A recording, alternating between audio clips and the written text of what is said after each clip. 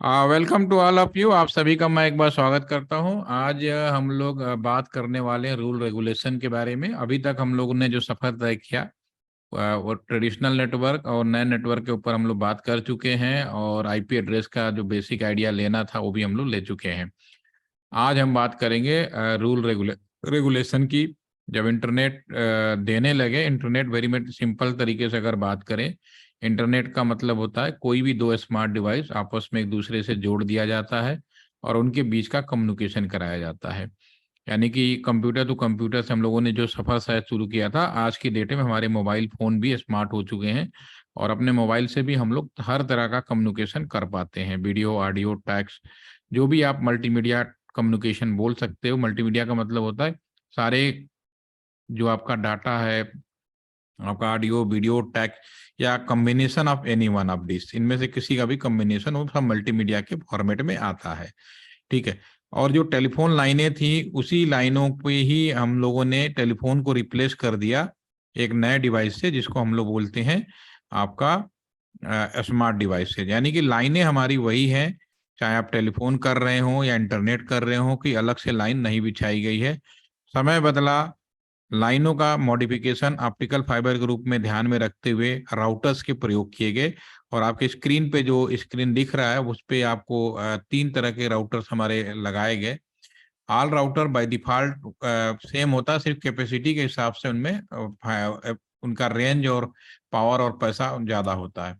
तो सबसे पहला जो कैटेगरी था आपका कोर राउटर, और इसे हम लोग नेशनल राउटर बोलते हैं। और चूंकि ये बाद में दोबारा नई लाइन के लिए बिछाया गया तो उसे हम लोग NIB2 भी कहते हैं, नेशनल इंटरनेट बैकबोन। पुराना जो टेलीफोन लाइन था उसको हम लोग NIB1 कहते हैं।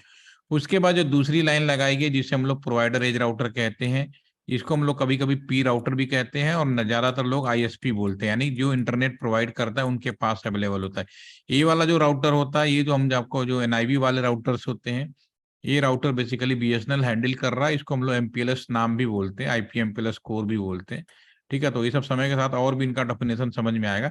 आपको बस इतना समझना है कि एक मेल लाइन है जिसको अभी तक जो हैंडल कर रही है गवर्नमेंट, और गवर्नमेंट के अगेंस्ट हेल्प में जो हेल्प कर रहा है वो आपका BSNL है। BSNL PPP मॉडल पे काम करता है, पब्लिक प्राइवेट पार्टनर्स भी। इसका मतलब ये है कि लाइन पूरी तरह से हैंडल तो BSNL कर रहा है, लेकिन कहीं कहीं पर इस पर प्राइवेट ऑपरेटरों को भी परमिशन दी गई है कि वो भी हैंडल करें। लेकिन इसका मतलब ये नहीं है कि गवर्नमेंट कभी भी इसको प्राइवेटाइजेशन करेगी, उसको हमेशा रखना पड़ेगा, क्योंकि आज हम सभी लोग हैं, हम सभी की जो बातें हैं, हमारा जो भी डाटा है, हर चीज आपकी इंटरनेट पे है। तो अगर हम कोई भी चीज पब्लिक से प्राइवेट के उसमें डाल दें तो डेफिनेटली हमारी प्राइवेसी खत्म हो जाएगी। तो इस चीज को ध्यान में रखते हुए भविष्य में कभी भी ऐसा नहीं होगा कि BSNL या BSNL का नाम बदल जाए, कुछ और हो जाए, वो हमेशा रहेगी ही रहेगी। नंबर 2, आपका जो प्रोवाइडर एज राउटर है, ये वो कंपनी कोई भी हो जो परमिशन जिन्हें दिया जाता है इंडिया के अंदर इंटरनेट या मोबाइल फोन की सेवा देने का, वो लोग इस्तेमाल करते हैं। और तीसरा, आपका कॉलेज कैंपस में मुझे बिल्कुल विश्वास है कि आप सभी लोगों को भी वहाँ पे वाईफाई की सुविधाएं कराई गई होंगी। तो कॉलेज में अगर आप देना चाहें तो आप कस्टमर एज राउटर यूज कर पाएंगे। रिलायंस 4G क्या है कि इसको हम स्विच से जोड़ते हैं, स्विच से हम यहाँ पे टावर लगा देते हैं, और टावर से फिर हम लोग यहाँ पे जुड़ गए। तो आपका जो मोबाइल फोन है, ये जो आपका 4G है, वो इसी तरह का व्यवस्था नई लाइन पे है। इसीलिए आपको थोड़ा सा, क्योंकि लाइन पे था, राउटर्स के प्रयोग किए गए, तो इसीलिए आपको आसानी से लगा कि बहुत अच्छी वो है। ठीक है ना। तो अब हम आगे बढ़ते हैं। जब हम, ये हमारा जो कंप्यूटर है, इसमें आप लोगों की मदद की जरूरत पड़ेगी। नेट बैंकिंग होपफुली को सभी को आता होगा। Ashwani, are you aware about the net banking? आपको नेट यस बैंकिंग, सर। तो ठीक है। तो एक चीज और बताइए, सर्वर क्या होता है? What is the server? Server का नाम सुना आपने? अनम्यूट रहिए थोड़े 2 मिनट के लिए। Yes sir. सर्वर का नाम सुना आपने? Yes sir. क्या होता है? कभी क्या मतलब, क्या लगता है आपको, क्या चीज है? किसको कहेंगे सर्वर?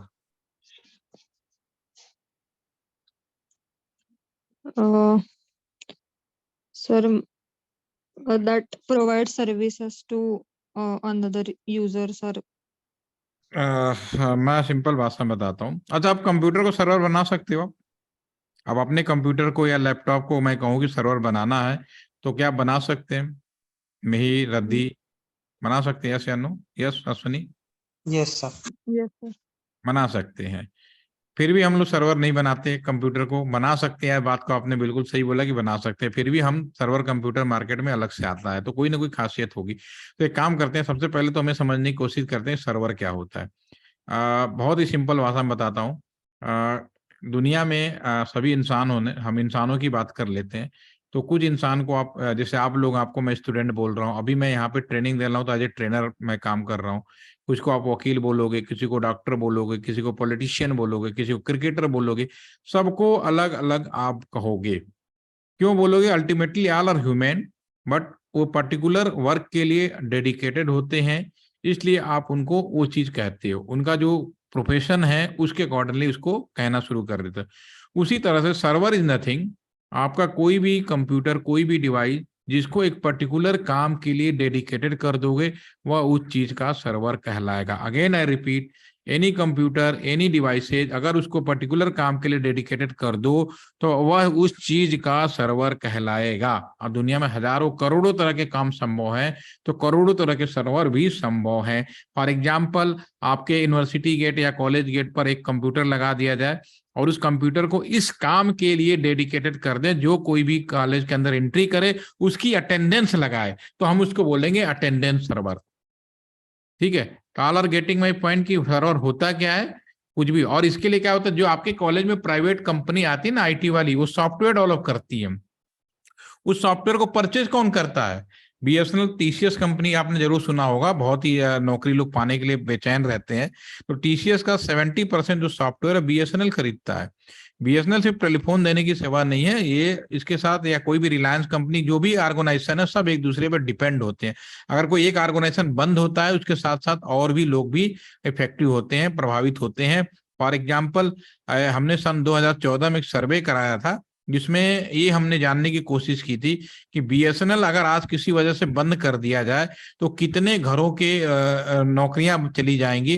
तो बीएसएनएल पे जो डिपेंड परिवार थे 27 लाख, 27 लाख इंडिया के, सोच लीजिए। रेलवे पे है 45 लाख, सोच लीजिए। इतने बड़े ऑर्गेनाइजेशन को किसी भी हाल में अगर बंद करोगे, तो बहुत सारी प्राइवेट कंपनियां भी बंद होती हैं जो इनपे, क्योंकि आप सॉफ्टवेयर बना रहे हो, परचेजर कौन होगा? खरीदने वाला तो ये, तभी तो आपको सॉफ्टवेयर का मतलब है। चाहे आप कितने भी अच्छा सॉफ्टवेयर बनाते हो, खरीदने वाला नहीं मिलेगा तो क्या मतलब है उस सॉफ्टवेयर का? कोई मतलब नहीं होता। ठीक है ना? तो वही तरह से परचेजर है, बीएसएनएल एक बहुत बड़ा परचेजर है, रिलायंस भी एक बहुत बड़ा परचेजर है। तो जो बड़ी बड़ी कंपनी है, बहुत सारी कंपनियां, किसी भी हाल में बंद नहीं होना चाहिए किसी भी तरीके से, मेरा तो ये मानना है। और आप भी अब शायद इस बात को समझ पाएंगे। तो आपके कॉलेज में जो प्राइवेट कंपनी आती हैं, वो सॉफ्टवेयर डेवलप करती है, जो आईटी कंपनी होती है, उनका सॉफ्टवेयर हम लोग खरीदते हैं। और बीएसएनएल क्या, सॉफ्टवेयर यूजर है, एक ऐसा आईटी कंपनी जो सॉफ्टवेयर का यूज करते हुए सर्विस प्रोवाइड करता है, telecom IT like this. Okay, अब अगला सवाल है सर्वर। जो मैंने आपसे पूछा कि अगर आप नॉर्मल कंप्यूटर को भी सॉफ्टवेयर डालकर सर्वर बना सकते हैं, तो फिर भी सर्वर कंप्यूटर नॉर्मल कंप्यूटर से अलग क्यों होते हैं, उनके पैसे डबल ट्रिपल क्यों होता है? अगर नॉर्मल कंप्यूटर खरीदोगे 40-50 हजार रुपए में अच्छा कंप्यूटर मिल जाएगा मतलब का, लेकिन सर्वर कंप्यूटर खरीदने जाओगे तो कम से कम 1.5 लाख, 2 लाख, 2.5 लाख रुपए से मिलेगा। तो ऐसी कुछ ना कुछ तो खासियत होगी कि जो उस नॉर्मल कंप्यूटर से अलग होगी। ऐसा क्या बात हो सकता है? यस, कौन बताएगा? मिहिर, कुछ संभावना आपको क्या लगता है, क्या हो सकता है? सर आइडिया नहीं कोई। आइडिया नहीं है? इलेक्ट्रॉनिक्स है, कंप्यूटर साइंस आपका? इलेक्ट्रॉनिक्स। इलेक्ट्रॉनिक्स वालों को तो जरूर आइडिया होना चाहिए, कंप्यूटर होते तो पहले लोग, कोई बात नहीं। अच्छा, एक बात बताइए, आपको मालूम है कि ये जो सेमीकंडक्टर होता है, इसकी लाइफ पीरियड कितनी होती है? सनी, सॉरी महेश, मीर, नहीं मालूम सर। आपकी लाइफ पीरियड कितनी, इंसान की कितनी? जब तक जी ले हो तब तक। अरे फिक्स है ना, ऐसा तो नहीं हो सकता कि इंसान 1000 साल जी ले। नहीं सर, 100 साल नॉर्मल तक। नॉर्मल 50 साल, 100 साल, 150 साल, कोई बहुत को रेयर होगा जो 100 साल से ऊपर जाएगा। ठीक है, 80-90 तक तो मिल जाएंगे आपको, 100 से ऊपर तो स्पेशल केस हो जाता है। तो एक तरीके से कह सकते हैं कि भाई एक इंसान बहुत अच्छा होगा, बिना किसी बीमारी नहीं है, तो 100 साल तक जी सकता ही, तो कहोगे ना? ठीक है, उससे ऊपर तो नहीं जा सकता ना जनरल। तो एक आप देखिए क्या होता है कि जो हम जितने भी हमारे डिवाइसेज होती हैं उनकी भी लाइफ फिक्स होती है। ऐसा नहीं हो सकता कि आपने डिवाइसेज कर दिया सालों साल चलेगा, ऐसा पॉसिबल ही नहीं है। तो हमारे जितनी भी डिवाइसेज बनी हैं वो सब किससे बनी है? सेमीकंडक्टर से। सेमीकंडक्टर का प्रॉब्लम ये है कि अगर आपने उसको एक बार चालू कर दिया तो 90 डेज के बाद अपने आप वो खत्म हो जाता है। कहने का मतलब है घर में आप एक ट्यूबलाइट या एक एलईडी खरीद के ले आए या सेफल बल्ब खरीद के ले आए, तो दुकानदार पे लिखता है ना 6 महीने की वारंटी, साल भर की वारंटी। क्यों लिखता है? क्योंकि उसे पता है कि इसकी जो ल्यूमिनस है, इसकी जो एफिशिएंसी है, अगर लगातार 12 घंटे यूज कर लिया जाए पूरे 24 घंटे के अंदर, तो इसकी मैक्सिमम लाइफ 3 महीने होगी। 3 महीने के बाद अपने आप खत्म हो जाएगा, इसीलिए वो 3 महीने की वारंटी देता है। ठीक है, उसके पहले खराब है तो कोई और टेक्निकल इश्यू हो सकता है, उसके लिए वो जिम्मेदार होता है। ठीक है, उसी तरह से अगर आपका लैपटॉप है, सर्वर क्या होता है? अभी मैंने आपको बताया, सर्वर किसी पर्टिकुलर काम के लिए डेडिकेटेड कर देते हैं। अगर नॉर्मल कंप्यूटर में हमने किसी आईटी प्राइवेट कंपनी सॉफ्टवेयर खरीदा और उसको पर्टिकुलर काम के लिए डेडिकेटेड कर दिया, तो हमारा जो नॉर्मल कंप्यूटर लैपटॉप है उस पर्टिकुलर का सर्वर कहलाने लगेगा।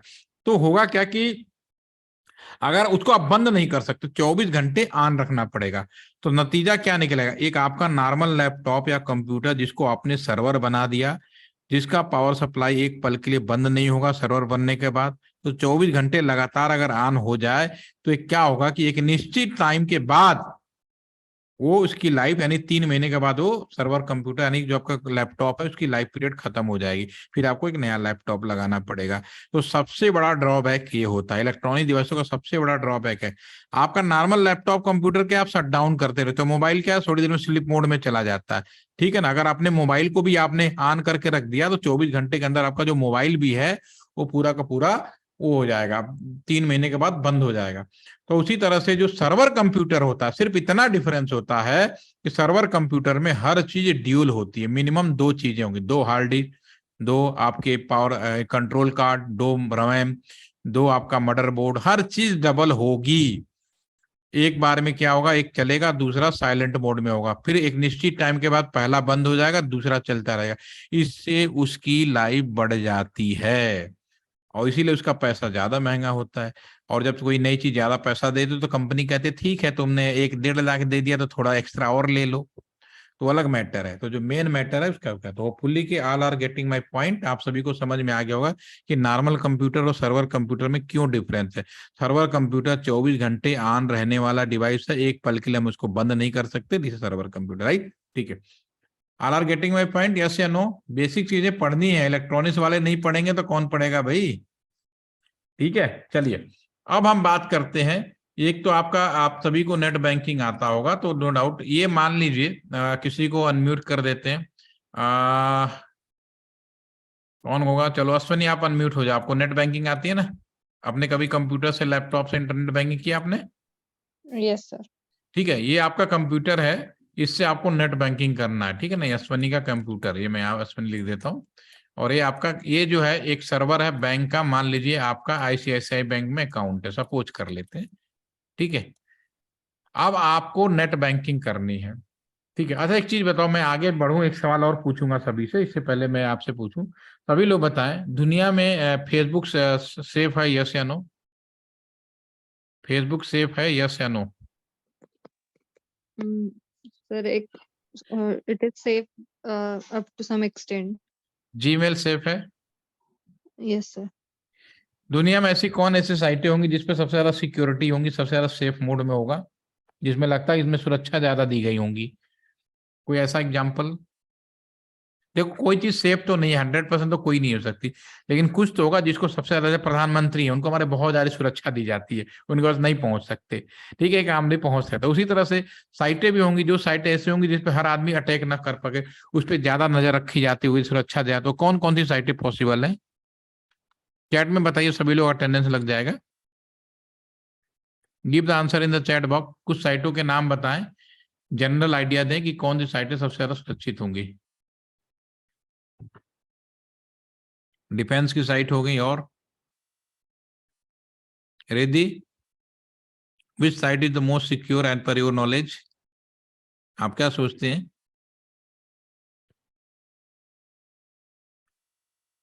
अश्विनी आपको क्या लगता है? अच्छा, बैंकिंग साइड सिक्योर नहीं होगा ज्यादातर तो इसमें मेयर की बिल्कुल मैं सहमत हूँ कि जो नेशनल सिक्योरिटी की जितनी भी साइटें होंगी वो सिक्योर होंगी, बैंकें सिक्योर होंगी, जिसपे पर्सनल इंफॉर्मेशन ज्यादा होगी सिक्योर होगी। लेकिन लेकिन आप ये नहीं कह सकते कि फेसबुक सिक्योर है या नहीं है, उस पर भी सिक्योरिटी बहुत ज्यादा दी गई है।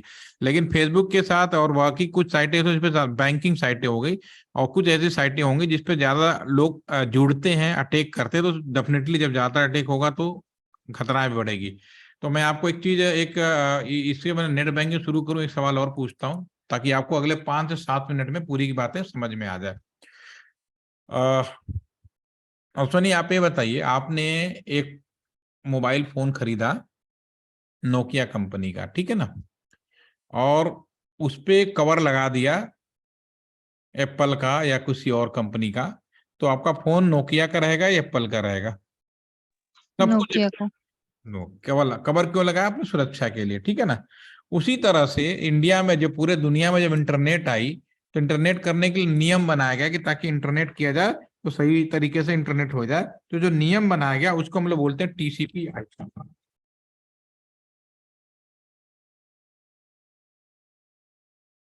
जो इंटरनेट हमने बनाया उसका जो रूल रेगुलेशन है उसको हम लोग बोलते, बहुत सारे रूल आए लेकिन फाइनली जब वो दिया गया, परमिशन दी गई, तो जिसे हम बोलते हैं टीसीपी आईपी। तो मैं यहाँ पे लिख देता हूँ, जो इंटरनेट करने का जो रूल है उसको बोलते हैं टीसीपी आईपी, ठीक है। This is the rule.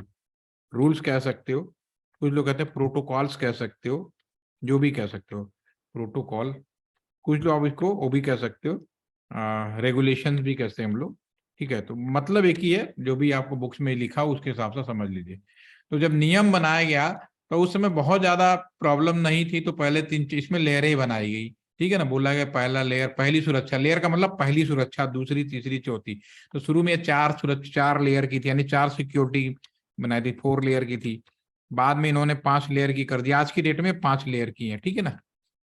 ठीक है, अब ये तो रूल बन गया, लेकिन समय बदला तो सिर्फ रूल बनाने के बाद और महसूस किया कि भाई सिर्फ ये तो आपका आउटडेटेड हो गया, ठीक है। आज की डेट में जो मान्यता है वो 5 लेयर की है, ठीक है।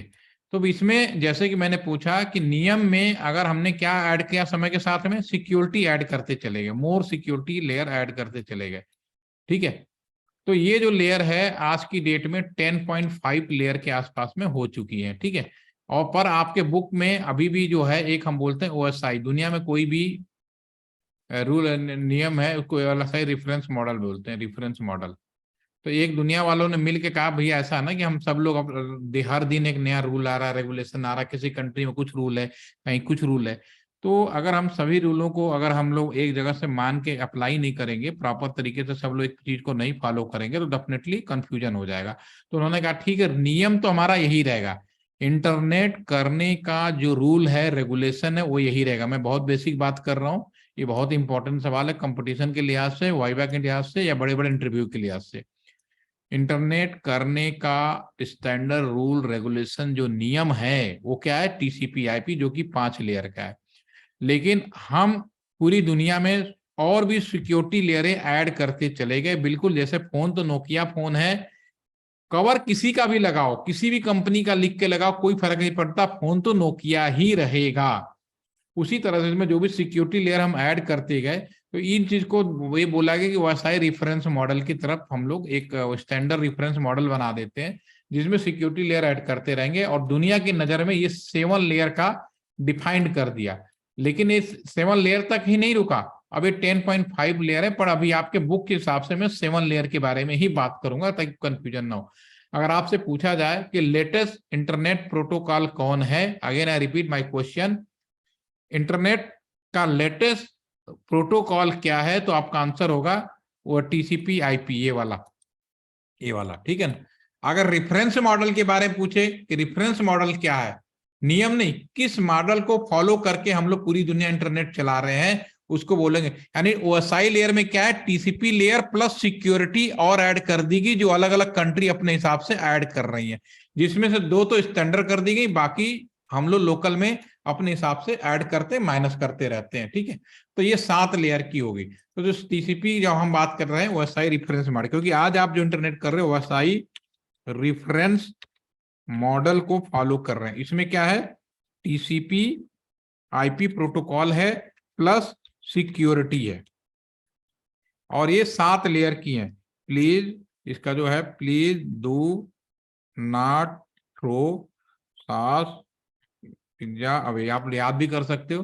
पी का मतलब होता है फिजिकल, डी का मतलब डेटा, एन का मतलब नेटवर्क, टी का मतलब ट्रांसपोर्ट, एस का मतलब सेशन, पी का मतलब प्रेजेंटेशन, और ए का मतलब है आपका एप्लीकेशन। पी मतलब प्रेजेंटेशन, और डी का मतलब है डेटा, एन का मतलब है नेटवर्क, टी का मतलब है ट्रांसपोर्ट, और एस का मतलब है सेशन, और पी का मतलब है प्रेजेंटेशन, ठीक है, और ए का मतलब है एप्लीकेशन। ये 7 लेयरें होंगे, राइट, ठीक है ना। अब इन 7 लेयरों में इसमें जो प्रेजेंटेशन लेयर है इसको हम लेयर नंबर 7 बोलते हैं, ठीक है ना, और नीचे वाला जो लेयर है इसको हम बोलते हैं 6, इसको बोलते हैं 5, सॉरी प्रेजेंटेशन 7 6, उल्टा लिख दिया मैंने, पहले टी आना चाहिए था फिर एफ आना चाहिए था, मैंने गलत लिख दिया ये, ठीक है ना। काम करते हैं, पीपीटी में भी लिख रखा है, प्लीज डू नॉट थ्रो सास पिज्जा अवे, ठीक है, कोई बात नहीं, इसको मैं हटा देता हूँ।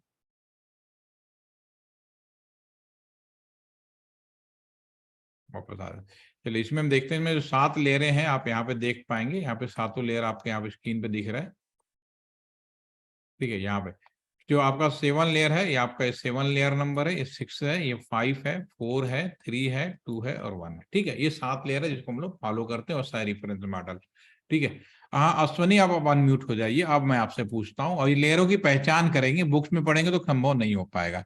अब जैसा कि आप बोल रहे थे कि आपको नेट बैंकिंग आती है, तो ये वाला जो कंप्यूटर है, आप अनम्यूट हो जाइए, ये वाला जो कंप्यूटर है ये हमारा, आपका जो भी बैंक अकाउंट मान लीजिए ICICI बैंक में है, वहां पे ये आपका कंप्यूटर है जिससे आपको नेट बैंकिंग करनी है, ठीक है। तो अब मुझे आप ये बताएं कि नेट बैंकिंग अगर आपको अपने लैपटॉप या कंप्यूटर या मोबाइल फोन से करना है, तो सबसे पहले नेट बैंकिंग के लिए आप क्या करेंगे? लैपटॉप ऑन है, इंटरनेट अवेलेबल है, तो अगर आपको नेट बैंकिंग करनी है तो क्या करेंगे? पहला काम क्या होगा आपका? सर यूजर आईडी और पासवर्ड डालेंगे, क्या चीज? और यूजर आईडी एंड पासवर्ड। सीधा आप यूजर आईडी पासवर्ड पे ही पहुंच जाएंगे? शुरू कहाँ से करेंगे, मैं पूछना चाह रहे हैं। वो रिस्पेक्टिव बैंक की साइट खोलेंगे और नेट बैंकिंग बैंक की ऑप्शन साइट कहाँ खोलेगा और पहले आओ? बिल्कुल, जब तक जमीन पे नहीं आओगे समझ में नहीं आएगा। गूगल पे जाके साइट खोलेंगे। हाँ, साइट कहाँ पे कंप्यूटर के कौन से पार्ट को क्लिक करेंगे तो साइट खुलेगा? कहाँ से खोलेंगे? ऐसा तो नहीं कि म्यूजिक बटन पे क्लिक कर देंगे, माई कंप्यूटर पे क्लिक कर देंगे, कहाँ क्लिक करेंगे कि साइट खुलेगा? Google Chrome. हाँ, वेब ब्राउजर। आगे कोई भी वेब ब्राउजर हो सकता है, गूगल क्रोम हो सकता है, इंटरनेट एक्सप्लोरर हो सकता है, मोजिला हो सकता है। तो सबसे पहला काम करेंगे वेब ब्राउजर खोलेंगे, ठीक है ना। तो वेब ब्राउजर क्या है? एक एप्लीकेशन है, ठीक है ना। सबसे पहले आपने क्या किया, ध्यान समझते रहिए, तभी ये समझ में आएगा ना, समझ में नहीं आएगा आप लोगों को। वेब ब्राउजर आपने खोला, जब ब्रेज ब्राउजर ओपन हो जाएगा फिर उसके बाद उसमें आप क्या करोगे, अगला स्टेप क्या करोगे?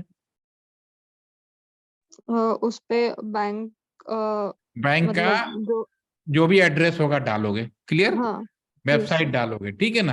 तो जो यूआरएल बोलते हैं उसको, ठीक है, हम यूआरएल डालेंगे, ठीक है। तो जैसे कंप्यूटर खोला, ये भी एप्लीकेशन है, ये दोनों सॉफ्टवेयर मैनर में आपने अपने कंप्यूटर में क्लिक किया, वेब पेज आएगा, और जो वेब पेज है यहाँ से जाएगा, यहाँ से यही रास्ता होगा, घूमते फिरते वो इस कंप्यूटर में, इस कंप्यूटर ने कहा अच्छा आप अश्वनी जी ये खोलना चाह रहे हैं वेब हमारे ICICI बैंक का, तो भाई फ्रंट पेज भेजो, और ये पेज यहाँ खुल के जो वेब पेज खुलेगा वो भी एक एप्लीकेशन होगा। समझ में आ गया? जो वेब पेज कहां था, इस कंप्यूटर से उठकर इन रास्तों को पार करते हुए आ गया, ठीक है। अब आप क्या करोगे, वेब पेज खुल जाएगा, ये पहला स्टेप पार हो गया आपका। उस पे नेट बैंकिंग का ऑप्शन सिलेक्ट करेंगे। नेट बैंकिंग करेंगे, लॉगिन बटन दबाएंगे, यही करोगे, चाहे कोई भी हो, फेसबुक हो, व्हाट्सएप हो, अगला काम यही करोगे, यही तो करेंगे, ठीक है। तो वो भी एक एप्लीकेशन होता है, लेकिन वो उसको हम बोलते हैं प्रेजेंटेशन। क्यों? उसमें सभी का, आपका मेरा सभी का यूजर नेम और पासवर्ड अलग होता है। It is also part of the application but is known as the presentation. Every person, every user, they have the separate. फिर उसके बाद नेक्स्ट क्या करेंगे? यूजर आईडी और पासवर्ड डालेंगे। डाल दिया, उसके बाद क्या होगा, आपका पेज खुलेगा पूरा, जो भी जिसका अकाउंट होगा खुलेगा, ठीक है, वो भी एक एप्लीकेशन होगा। लेकिन उसके बाद ज्यादा देर तक आप नेट बैंकिंग ना करें, रिफ्रेश कर दें तो क्या होगा? सर फिर से हमें यूजर आईडी और पासवर्ड डालना पड़ेगा। Session expire. Okay, yes sir. आप ये बताओ, फेसबुक व्हाट्सएप में सेशन एक्सपायर होता है? No sir. ये मिसिंग है। क्लियर हो गई बात मेरी? ठीक है। कुछ साइटें ऐसी होती है जिसमें ये भी डालने की जरूरत नहीं, ये भी डालने की जरूरत नहीं, पहले ये होता था, बाद में 2 लेयरें ऐड की गई, ये जो मैंने आपको ब्लैक से दिखा रखा है। ठीक है, ये जो तीनों लेयरें हैं, ये कंबाइंड रूप से हम इसको बोलते हैं यूजर सपोर्ट लेयर। और ये पूरा का पूरा सॉफ्टवेयर में हुआ, कहीं भी हार्डवेयर नहीं हुआ। ये जो पर्सन है, आपने खोला, जो पेज खोला वो भी सॉफ्टवेयर, जो आपने यूजर नेम पासवर्ड डाला वो भी सॉफ्टवेयर, जो सेशन टाइमिंग हो रही है वो भी सॉफ्टवेयर। अब यहां से ये नहीं बोलेंगे यूजर सपोर्ट लेयर। अब डाटा आपके कंप्यूटर से निकलेगा कैसे? अब ये देखिए, यहां से जो निकलेगा डाटा, वाईफाई लैन केबल जिससे भी निकलेगा, जो पहला पोर्शन होगा वो आपका फिजिकल लेयर होगा। ठीक है ना? तो लैन केबल हो गया, ठीक है, आपका वाईफाई हो गया, ये सब है डाटा जो निकल रहा है। और डाटा निकल के कहाँ इकट्ठा होते हैं? स्विच में होते हैं, जितने भी लोकल में होते हैं स्विच में होते हैं। स्विच को बोलते हैं data link layer. Switch is the example of the data link. और एक स्विच से फिर निकल कहाँ जाएगा? राउटर। एक राउटर से दूसरा, दूसरा से तीसरा, घूमते सारे राउटर राउटर राउटर राउटर घूमते हुए फिर वापस रिटर्न बैक उसी तरह से होगा जैसे ये होता है। Router is a network layer. ये तीनों लेयर हो गई। ये जो तीनों लेयर हैं इनको बोलते हैं नेटवर्क सपोर्ट लेयर। एक जगह से दूसरे जगह कैसे जाता है? अगर मैं आपसे पूछूं कि राउटर किस लेयर का एग्जांपल है, तो आप कहोगे network support layer, layer number 3 का एग्जांपल है। ठीक है। और ये यूजर सपोर्ट लेयर, जिसमें यूजर अपना पूरा काम करता है, जो भी आप कर रहे थे। अब बच गया बीच वाला लेयर 4। ये क्या काम करता होगा? नो डाउट, भेजने और यूजर के बीच का कुछ ना कुछ ट्रांसपोर्ट, नाम ही है ट्रांसपोर्ट लेयर।